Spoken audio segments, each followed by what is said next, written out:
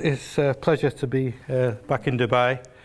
I want to take a social perspective, really moving away from the lean discussions that we've been having, taking a social perspective about project management. So when I looked at this, I took the past, present and future world of the project manager. And really my philosophy behind this presentation is to ask the question, how do you know where you're going if you don't know where you've been? So we're going to take this view. So the aim of this really is to show how project management, how current project management practice has been influenced by history and the impact that has in the future. I initially looked at 3 phases. Last time I was in Dubai, we looked at 3 phases of project management research. But when I was doing the slides and I was looking at this, really there's a 4th phase in here, so I'm going to introduce the 4th phase. What is important, and really what I want to conclude with in this presentation, is identify the necessary and future capabilities of the project manager and where we should be now, or where we're going, and what do we need to do to be there, and how are we going to compete. So let me take you back. Let's go to the first phase of project management, 1950s to 1960s, time of the nuclear family. So this was just after the World War, post World War II, and at this time we're space obsessed. We're obsessed by space, we're obsessed by science. So the project manager was actually a scientist. So the project managers weren't project managers as we know them today. They were engineers and they were scientists. The focus of the project manager was on delivering a specific major engineering product by a specific time. I've got cost in there as well. These inevitably ran over cost, these engineering products, but cost was in there. But certainly by delivering projects on duration, and that was the focus of the project manager. Tools developed at this time that you all know. Department of Defense developed PERT analysis, and DuPont developed critical path analysis, and these are still kind of used today. The driver, we talk about driver, the driver of this at this time was the Cold War. And during the Cold War, it was the Department of Defense that actually developed project management. Okay, it wasn't developed on purpose, it was developed ad hoc.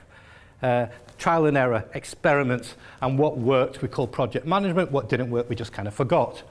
And like organisations today, the Department of Defence encouraged the publicity of project management. They promoted their project management capability, which is what we do today. That's what accreditation is. We are accredited by PMI, therefore we're promoting our capabilities as project management. They developed things like the NASA PERT cost guide, and forced all its customers to use these guides, and they were very, very deterministic. Negative reaction by customers. So by the end of the mid-60s, we're beginning to question project success. Even though we had advances in project management techniques, did capability in quantitative techniques meant that projects were successful? Second phase, a time of advancement, a time of refinement. Biggest advancement was in computing. That was a major input in how we looked at projects. The project manager at this time was an organizer. This was the beginning also of project leadership, focusing merely on the people side of things. So now we had human resource management, team working, organizational structures, matrix structures, being developed in our project manager. So project manager now moving from the engineer more to looking after people. One of the biggest changes around this time as well, during the 1980s, the shift from engineering, construction and computing into mainstream management. And then we saw the big changes in project management. Development of PMI, the body of knowledge. So now we have a foundation of a practice. So now there is something called a project manager, and there's a knowledge that we follow on it. And we also had definitions of project success, time, cost, and quality. But still massive, massive project failures, probably more because we're doing more in projects. The third phase, the strategic phase. Now this was a time of mass global change in the environment. The project manager really now became the strategist. So moving away from quantitative techniques, human resource management, to the strategist. The important thing is that the projects that we were doing needed to deliver, or need to deliver, organisational strategy. That's what projects are about, okay? Adding value. Management by projects. Choosing the right projects through portfolio management at the beginning and creating the right project environment. This is how we manage the projects. And project success also has changed. So it's no longer on time, cost and quality. That's just one part of it. It's actually about stakeholder satisfaction. It's about end user satisfaction.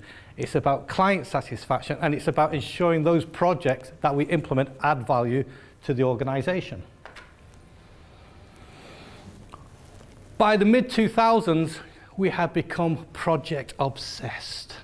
Projects are everywhere. Everyone is talking about projects. Projectification of society. Growing colonization of all quarters of life are guided by project-related principles. In fact, our whole daily survival, everything we do, seems to be guided by some project management principles. This is where we are. So, where does that leave us?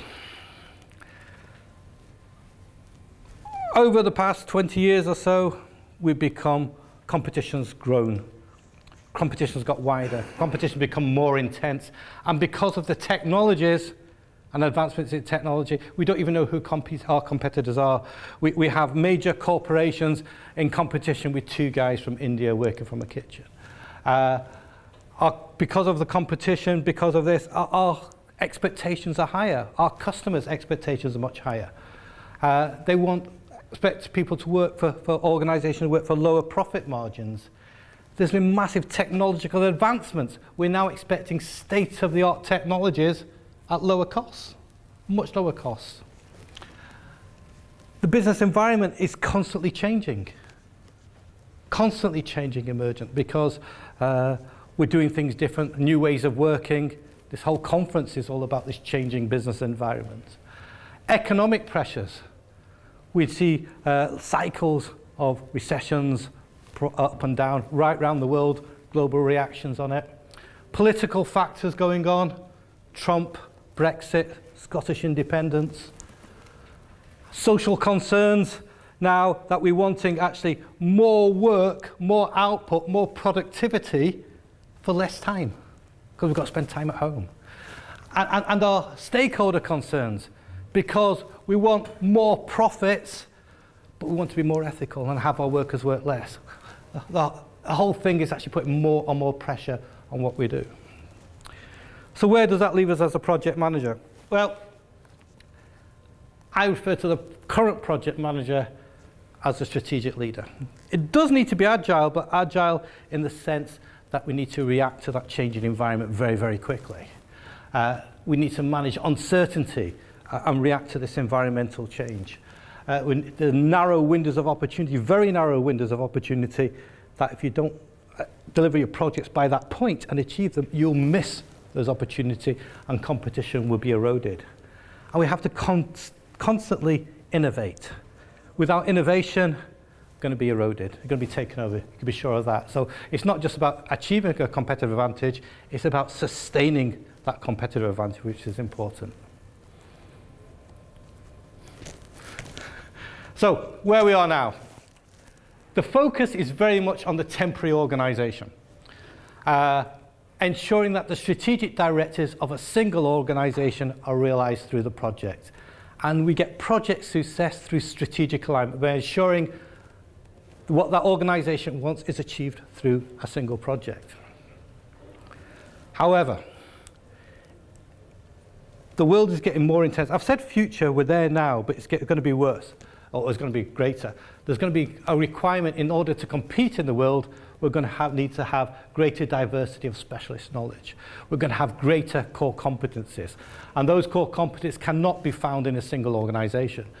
Those core competencies can only be found in temporary multi-organizations, where multiple organizations need to collaborate together in order to compete. Joint ventures, partnership. This is the way we need to go in order to survive. But in a temporary multi-organisation where there's multiple organisations together, whose strategy is being aligned in this partnership? How is strategic risk managed?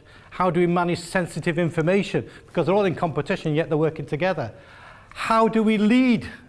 Who is actually the project manager? Because every organisation there has their own project manager. Who's in charge? Who is accountable in this kind of situation? And how can we be agile? Because there has to be agreement at different levels, at the business level and the corporate level of every single organisation there. And each one of these organisations is trying to align their own organisational objectives through that single project. What we end up with are levels of bureaucracy. More levels of bureaucracy at every single organisation. And the interesting thing is, strategic projects and Agile were introduced to eradicate the bureaucracy. That's our point. So, finishing off moment, I'm finishing off. What does a future project manager look like? Superhero, basically. Our future project management needs to have tools and techniques, needs to be an organizer, needs to be a strategist, needs to be a strategic leader, needs to be agile, and needs to be a negotiator. Need to deliver the strategic aspirations of multiple organizations at any one time. That is the future project manager. And that's where we need to be in order to compete in our future world of business. And where do we find such a project manager? And unfortunately, like all good stories, it's cliffhanger. Thank you very much.